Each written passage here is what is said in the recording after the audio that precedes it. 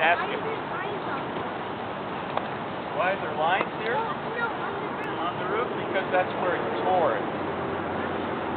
That's where he tore the canvas. All right? Yeah. What was my question? Why did he do this? Yes. It was waterproof. The other cabins put grass and dirt on top of the roof. What happens to grass and dirt after it rains? What's soggy? Dirt. Where? Inside the cabin. It drips down for several days after a rainstorm. And the cabin's floor was dirt. So just think, you're living in this cabin, it rains, it starts dripping, and you're trying to sleep on your bed that's made of straw, and this muddy water is dripping down on your head, and then you get out of bed and it's all gushy, muddy inside your cabin. Wouldn't that be wonderful? Very. A cabin like that? Yes. Well, this cabin was the first mayor of Denver City. Before Denver even became a town, his name was Stout. Mr. Stout has a street named after him up that way. Okay, now we want to talk about a very famous guy that was in this area. By the way, before I talk about the famous guy, this building was right where we are sitting.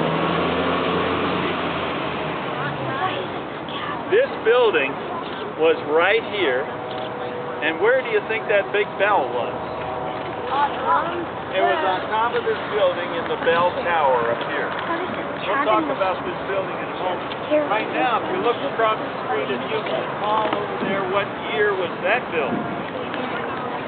Yes, 1883. That happened to be where this man had an office in that building. This man's name was Jefferson Randolph Smith. He was born in Georgia. He left Georgia after the Civil War. His parents' plantation was burned down by the federal troops. They went to Texas. He finally left home, went to Abilene, Texas.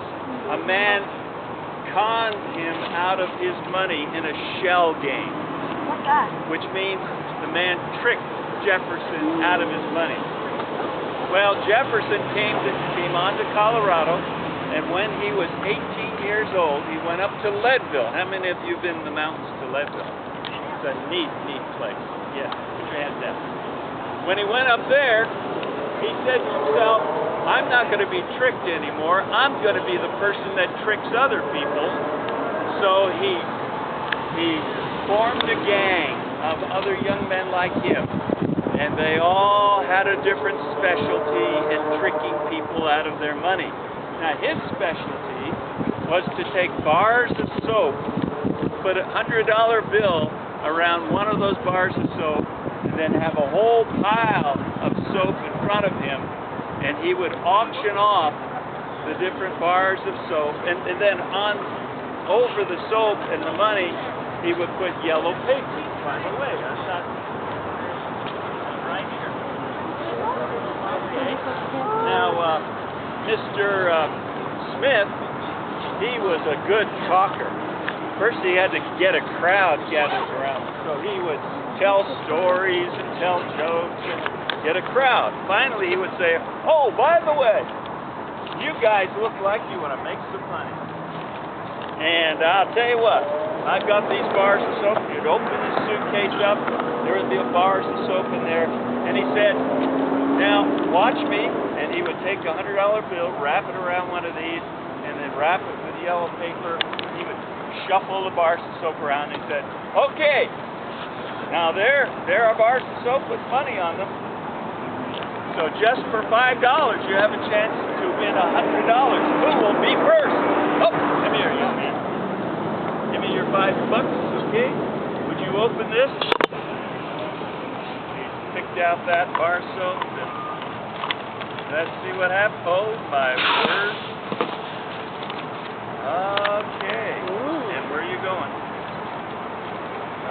Okay, see you later. Anyway, who will be next? Oh, there's another $5 here. Just hold on to that for a second. Who's next? Okay, this young lady right here. Another victim. I mean, another prospect to make some more money. Okay, and I gave out all the bars of soap, right? Would you open your bars of soap? Let's see if you got some money. How many think they're going to find money? Nobody thinks so, huh? Oh, you didn't find any. Yeah, I'll take that back. I'm sorry. And guess what? Soapy Smith then joined his... Where did he go? Come on back. Soapy Smith joined his partner. He was my partner. So I would probably give him some of the $5 that I got from you. Thank you for helping me. I'd have to take my $100 back, and I'd be able to do it again. That's what Soapy Smith did. Now, Soapy Smith had other things that he was doing with his gang. They had a fake stock exchange, so people bought stock, but there was no gold mine. They just bought shares of a gold mine that really wasn't there. So he had all kinds of things going. Well, one day, his brother, whose name was Bascom, killed a man here in Denver in a saloon. And Bascom was wanted by the sheriff. He had a warrant out for Bascom's arrest. Soapy Smith, that's what Soapy's name was after he did this soap thing. Soapy Smith hit his brother, and the police said, okay, Soapy, you have helped a criminal, so we're going to have a warrant out for you. Oh, he didn't want to get arrested, so he and his brother went up to Alaska, to Juneau, where gold had been discovered, a new batch of gold. He became the boss of the town of Juneau, and he did all of these same con games. He took his whole gang with him. Until one day, where's my helper? You stand over there. One day, I'm Soapy Smith. You're a guy that I just killed. Pull out your gun. Shoot me! We both got killed. That's it. That was the end of Soapy Smith. Thank you for that. Let's give him a hand for Here's another picture of Soapy Smith with his con game of the soap. Somebody made a drawing of it because he was pretty famous. Well, one time he went up to a town in the mountains, and he had he fashioned a man made out of cement. A man. And he claimed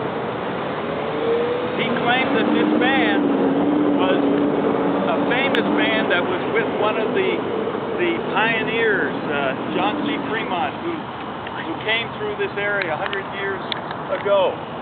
And he charged money for people to come and view this so-called mummy of this guy. Charged money. Well, inside where this guy was laying in the coffin, and he called him Colonel something, and I don't remember the last name.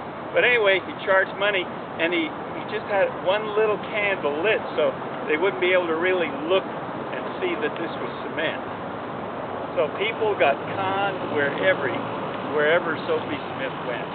Now, we're going to head on down to Cherry Creek is right here. Cherry Creek is where gold was first discovered.